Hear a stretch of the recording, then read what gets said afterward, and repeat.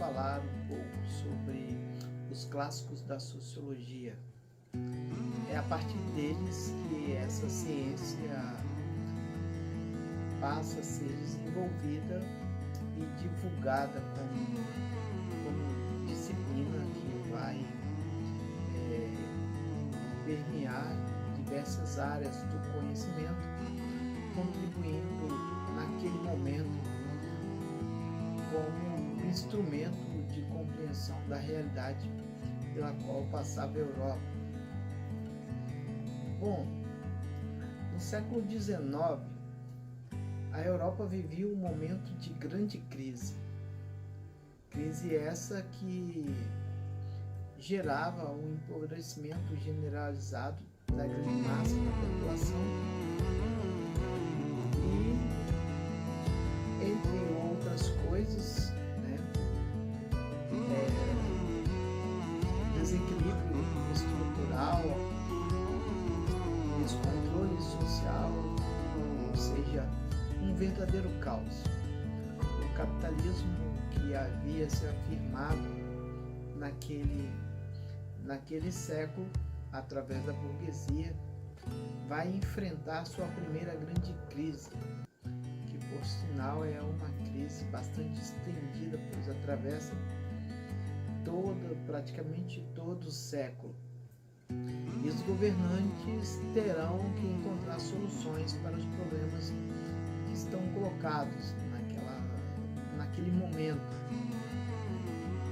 E eles visualizam três grandes objetivos, ou desafios, um tripé da problemática que deveria ser superada.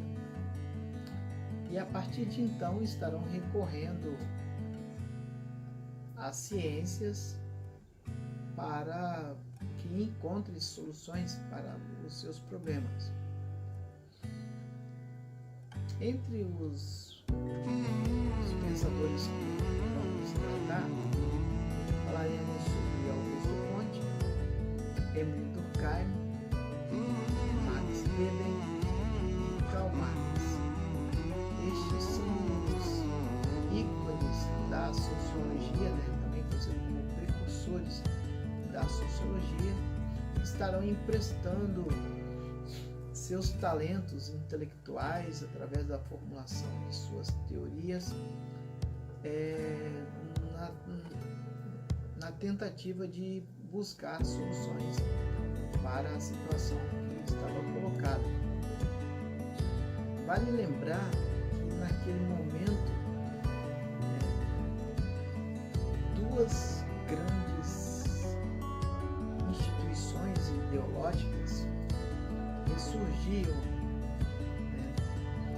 uma que era a democracia como um regime político e outro uma forma de governo que era a república. Ambas passaram por grandes vácuos na história, uma vez que a democracia foi implementada pela primeira vez no século V a.C. e somente a partir do século XVIII ela volta a ser estabelecida. A República, que por 5 séculos durante o período do Império Romano reinou entre as formas de governos prevalecentes naquele tempo, também caiu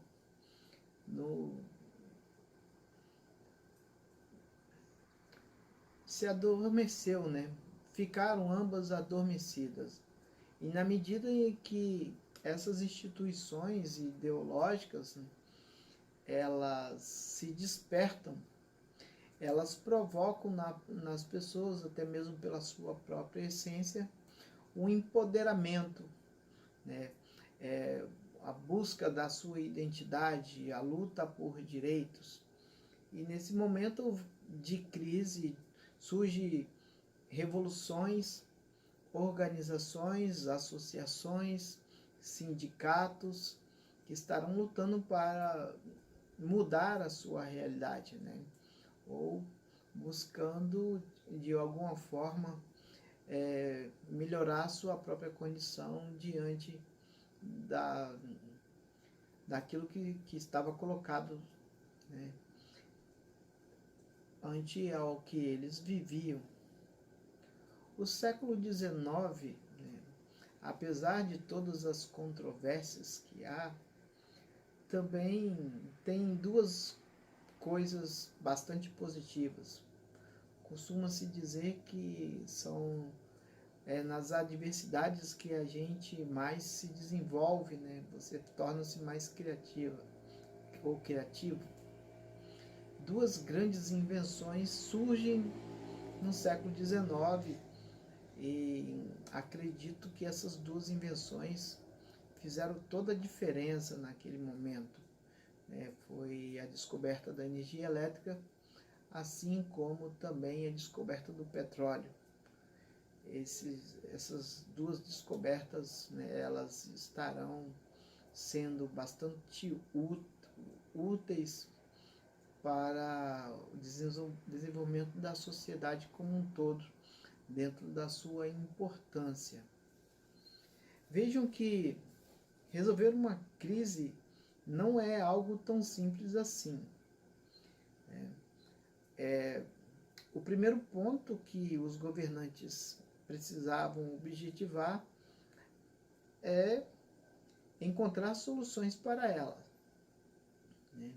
Eles precisavam mostrar que o capitalismo era de fato um sistema bastante forte e capaz de, dentro da complexidade apresentada, resolver seus próprios problemas através da burguesia que estava no comando desse sistema. E até então eles têm se mostrado bastante exitosos, uma vez que o capitalismo tornou-se o sistema hegemônico, dominante no mundo, onde a maioria dos países, né, vivem essa realidade desta ideologia. E a burguesia, de fato, ela é hoje a classe social dominante no mundo, né? Para o bem ou para o mal, né?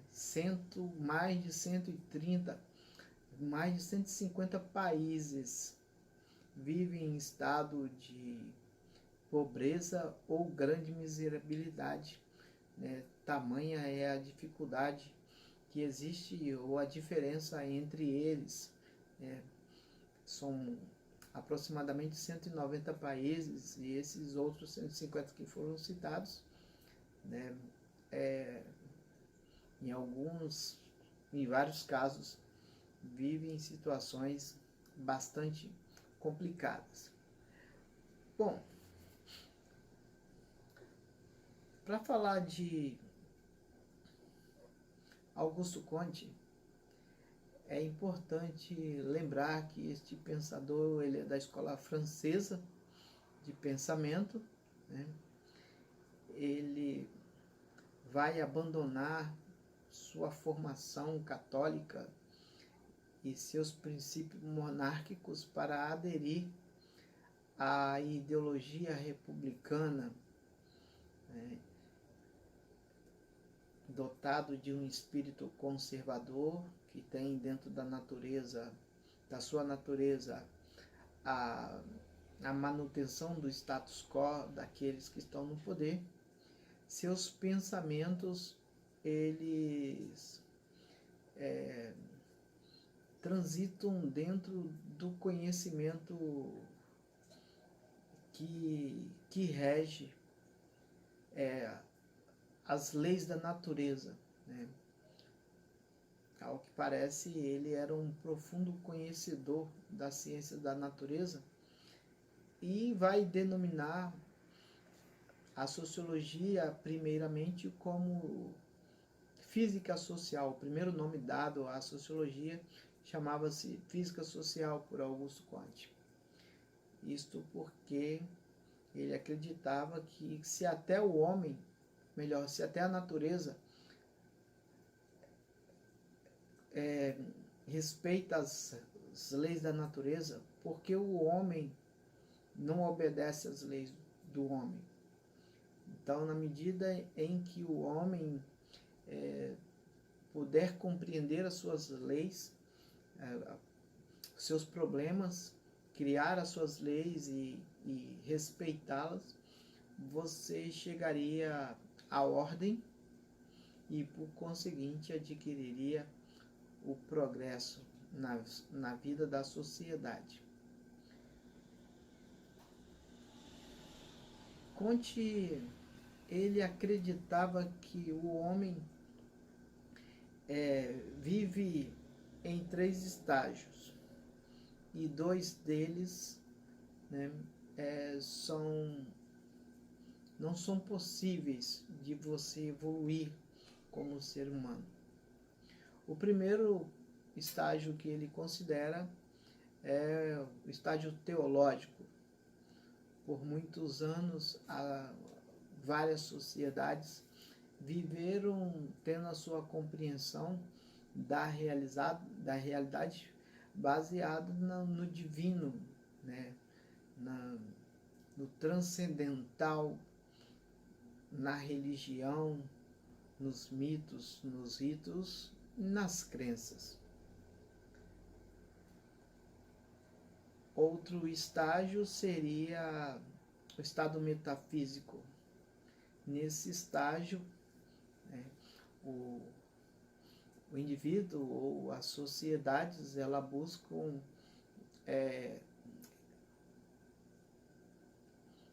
uma conquista que está dentro do imaginário, daquilo que seria ideal, né? Em ambas as situações, tá? Isto foge da realidade. Os problemas, eles são reais.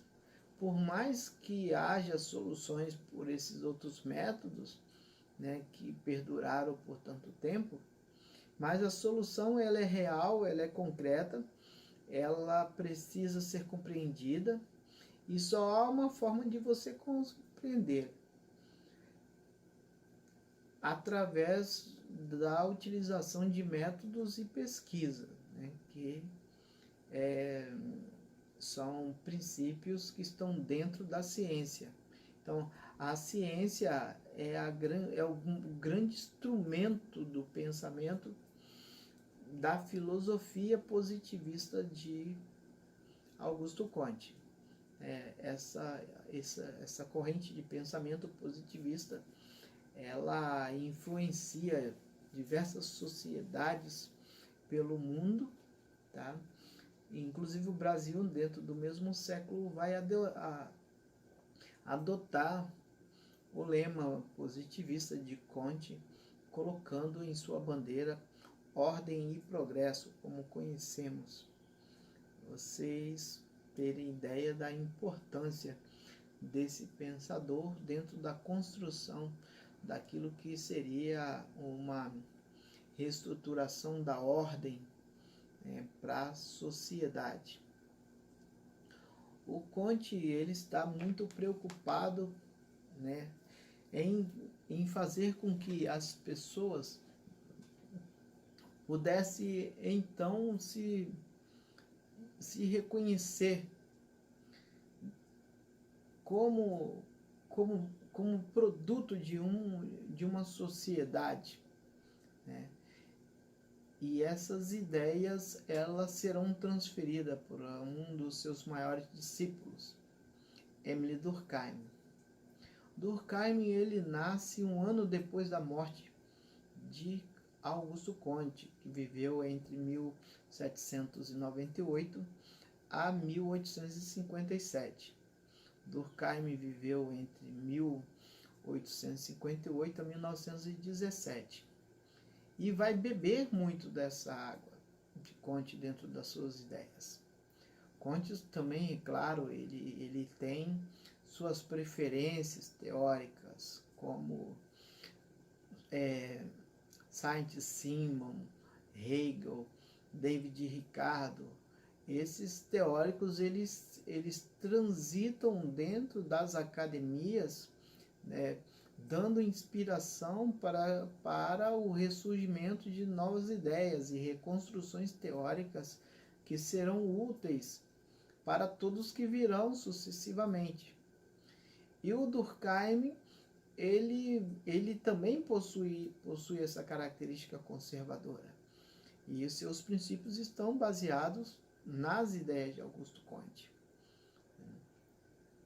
Para Durkheim, o entendimento dos fenômenos que ocorrem dentro da sociedade são compreendidos como fatos sociais. E o que são os fatos sociais para Durkheim? Os fatos sociais, eles representam tudo aquilo que existe na sociedade antes da existência do próprio indivíduo. Que antes que o indivíduo nascesse, o fato social já existia. E o que são os fatos sociais? O jeito de vestir, de andar, de fazer, de olhar, de ouvir, de cheirar, de falar, de pensar, de sentir, as leis, as regras, as normas, os mitos, os ritos, as tradições, a culinária, as ciências, os sistemas econômicos. Tudo isso são fatos sociais para Durkheim. Ele vai dizer que esses fatos sociais estão fora do indivíduo, existem antes dele, por isso sua primeira característica é a exterioridade do fato. Os fatos são exteriores porque estão fora do indivíduo. E o indivíduo, ao nascer, na medida em que ele vai se desenvolvendo, que ele vai crescendo, ele vai absorvendo esses fatos, ele vai aprendendo como funciona esses fatos dentro da sociedade a qual ele vive. Porém, a grande maioria dos fatos e a grande maioria das pessoas geralmente não obedece os fatos sociais. E sempre que alguém desobedece o fato social, esta pessoa vai ser punida pelo fato social. O fato social, ele exerce uma coercitividade. A coercitividade, ela é a segunda característica do fato social. E o que é a coercitividade do fato social? A coercitividade, ela é a punição que o indivíduo sofre ao transgredir uma regra social. Quando ele transgride uma regra social, ele vai ser punido. E ele pode ser punido de duas formas. A primeira que pode ser psicológica e a segunda física. Por exemplo, o indivíduo, ele entra numa loja e rouba uma televisão. Pode ser que ninguém percebeu que ele roubou essa televisão. E ele sai. Na medida em que ele começa a correr com essa televisão, ou seja, a sua consciência dentro daquilo que ele aprendeu ao longo da vida está criando uma pressão sobre sua mente, né? E ele está sendo punido psicologicamente porque ele está expressando uma atitude de quem sabe o que está fazendo, né? Isto se chama coercitividade psicológica. Ela pode ser demonstrada de outra forma também, como um arrependimento, como uma tristeza, como choro, né? Uma melancolia. Então, o indivíduo ele pode ficar constrangido, né, por ter cometido esse ato. E veja só que ele nem foi preso. Mas em outra situação que esse indivíduo, exemplo, ele entrou na loja, ele roubou a televisão e foi preso, houve uma coercitividade física. O que é a coercitividade física? A coercitividade física é toda vez que o indivíduo ele é punido e perde a sua liberdade. Ou ele pode ser também sofrer uma violência como punição pela infração do fato, né? Por ter infringido uma regra do fato social. Mas essas duas formas de coercitividades, elas podem existir de forma individuais, né? Como elas podem coexistirem ao mesmo tempo. Imagine que o indivíduo que roubou a televisão, ele foi preso e chegou lá, ele se arrepende, né? Ele se arrepende, então está caracterizado aí as duas formas de coercitividade. Mas pode ser também que o indivíduo foi preso e na hora de dar a sentença a ele, o juiz falou assim: olha, só depende de você. Eu quero saber o que você sente após saber que você tirou algo de alguém. Se eu te desse a liberdade hoje, o que você faria com a sua liberdade?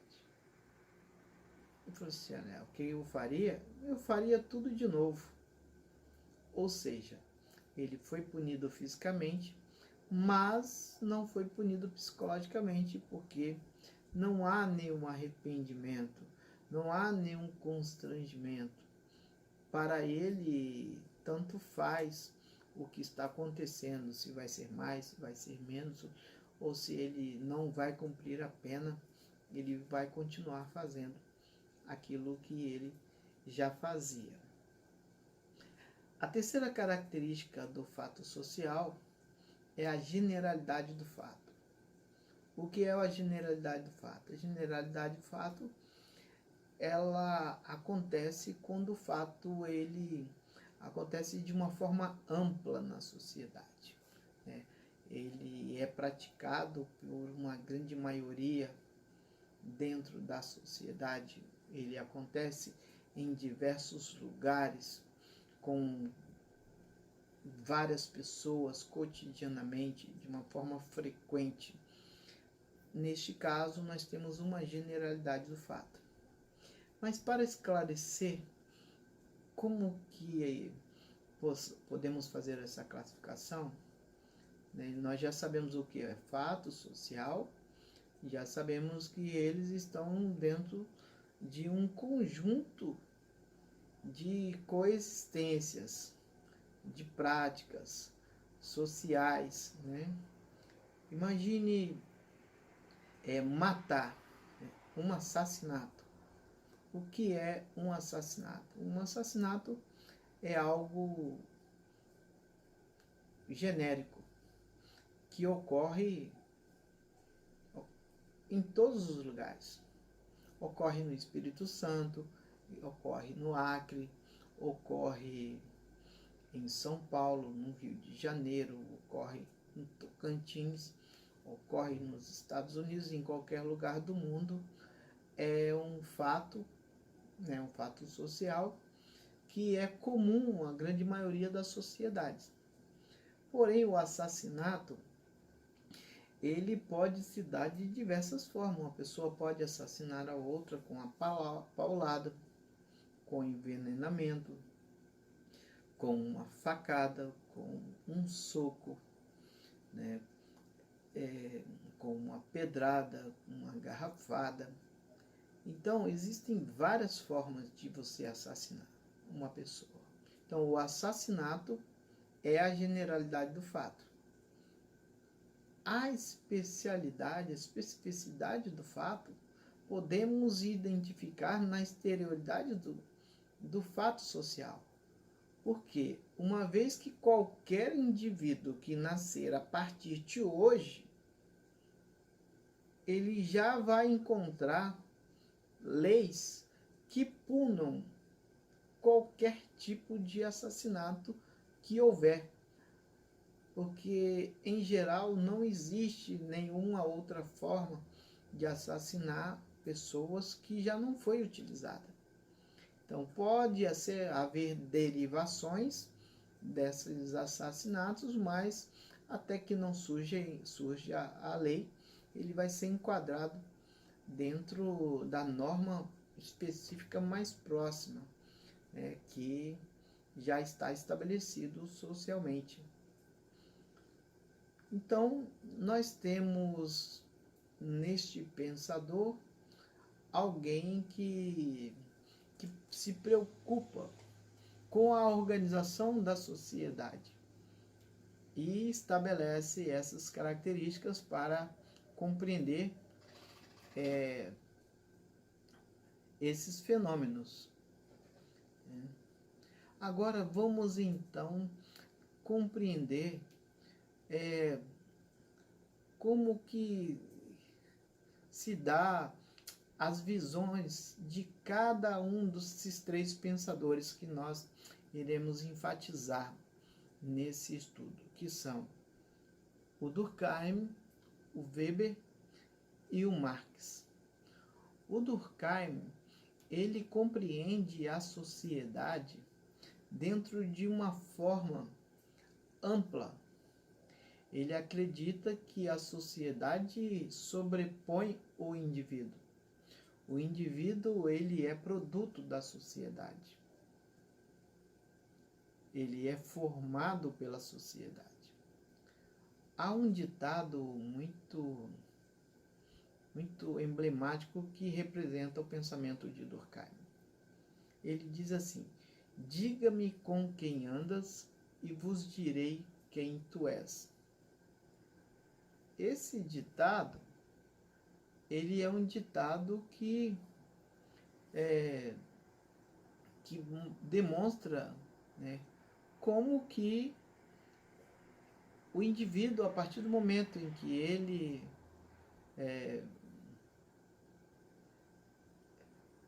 se relaciona, que ele convive com determinadas pessoas, ele vai ser influenciado por essa pessoa. Imagine que um estudante, após entrar numa escola e passar 4, 5 anos dentro da escola, ele dificilmente ele vai sair da forma que ele entrou, porque ele vai interagir, né, com outras pessoas, com outros estudantes da mesma série ou de séries avançadas da qual ele está. Ele vai se relacionar com professores, com diretores, com outros profissionais da escola, ou até mesmo com pessoas que não fazem parte da escola, mas que vivem, sim, próxima à escola, estão ali todos os dias, seja o pipoqueiro, a menina da bala, o rapaz do picolé, né? Então, ele vai ampliar suas relações e vai conhecer outros pensamentos além da sua família. Então, o Durkheim, ele trabalha dentro dessa lógica, né, da sociedade tendo uma forte expressão na formação deste indivíduo. O Max Weber, por sua vez, ele entende que essas relações não estão dentro do todo, né? Não é o todo que é responsável pelo indivíduo, mas o indivíduo dentro das suas relações, né, interconectivas, né? Quando ele é quando ele se encontra com alguém, quando ele convive com outras pessoas de uma forma direta, individual, e aí, às vezes até mesmo indireta, ele recebe essa influência que varia de grupo para grupo, mas ele vai tomar a sua decisão. E ele acredita que as decisões do indivíduo, elas estão interconectadas nas relações que ele tem internamente dentro do grupo.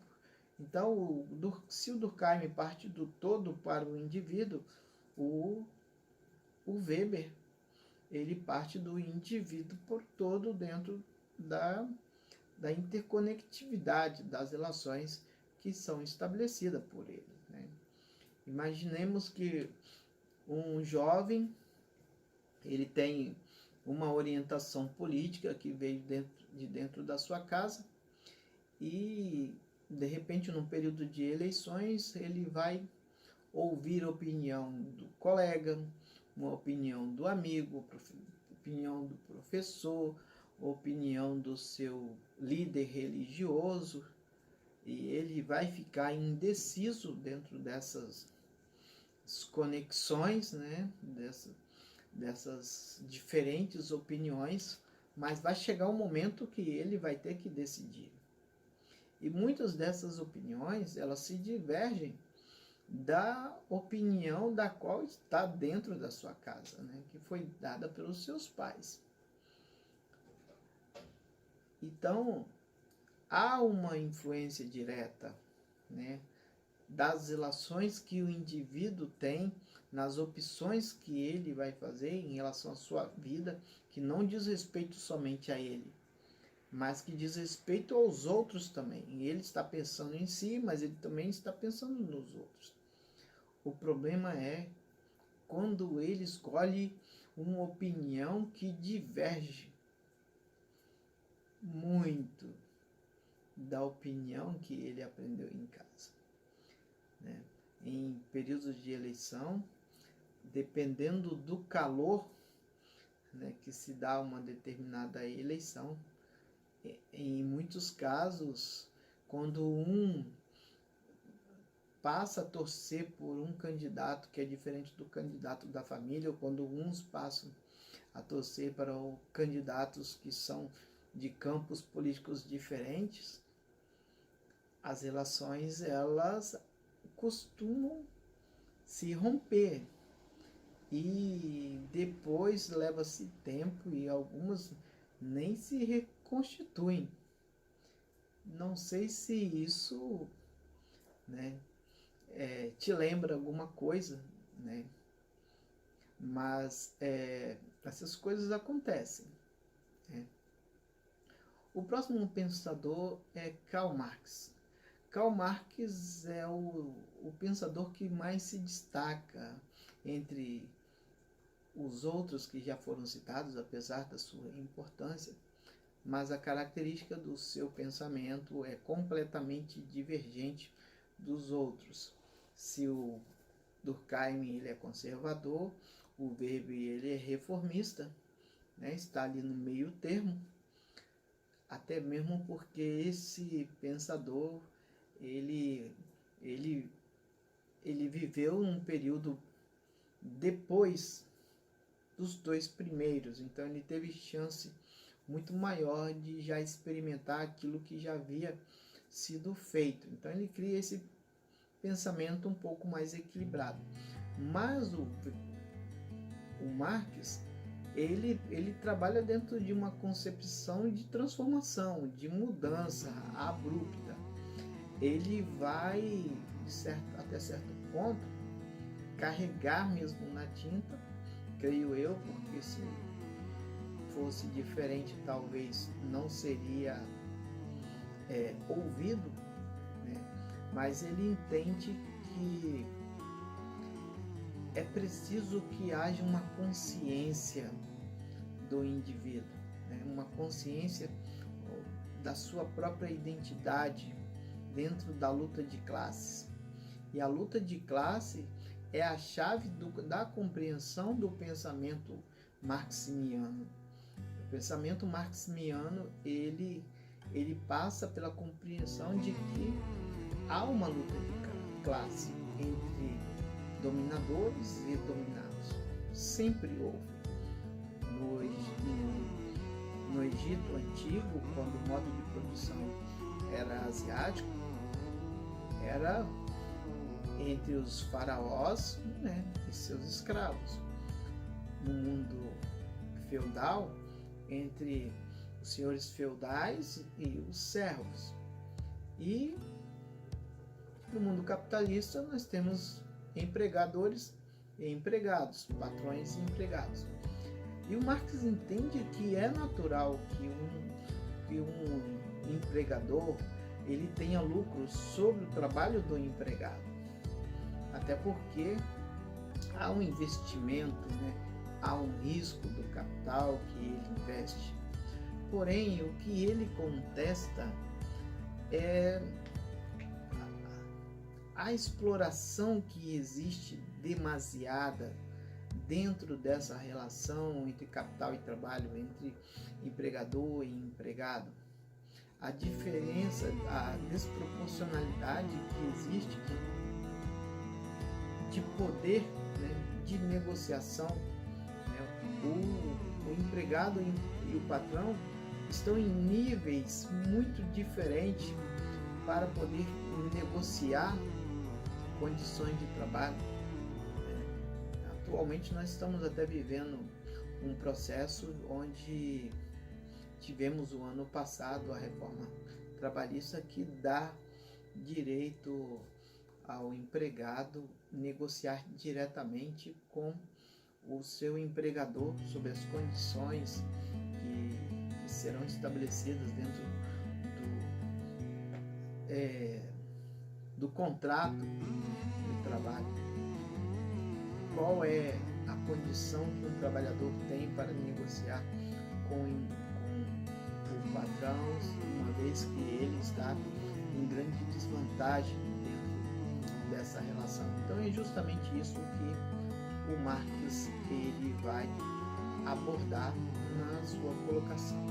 Então, para exemplificar como que fica isso, imaginemos que um funcionário que tem bastante afinidade, mais proximidade com o seu patrão, ele seja promovido. É claro que a grande maioria das promoções ela acontece também por mérito, mas se não houver afinidade, proximidade com o patrão, dificilmente ele pode te dar essa oportunidade, né? Mas o fato dele, a razão dele ganhar essa vaga foi justamente o fato do antigo chefe ou líder da empresa já não aceitar mais as condições e pedir um aumento. Esse novo líder que acaba de ser promovido aceita as condições, mas ele considera que seja justo, tá? Dentro das funções que ele exerce, e ele resolve pedir aumento. Quando ele resolve pedir aumento, da mesma forma que aconteceu com o anterior, ele vai ser substituído. Então fica muito claro que não adiantou o mérito, não adiantou a afinidade, não adiantou a proximidade, porque essa é uma relação de exploração, né? E em outra oportunidade vamos explicar melhor as categorizações, né, as classificações dessa exploração que se dá dentro da concepção marxiniana do seu pensamento.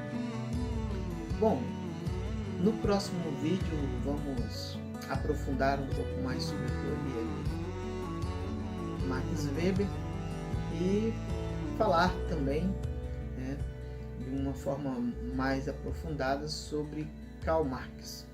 Ficamos por aqui, obrigado pela atenção e até a próxima.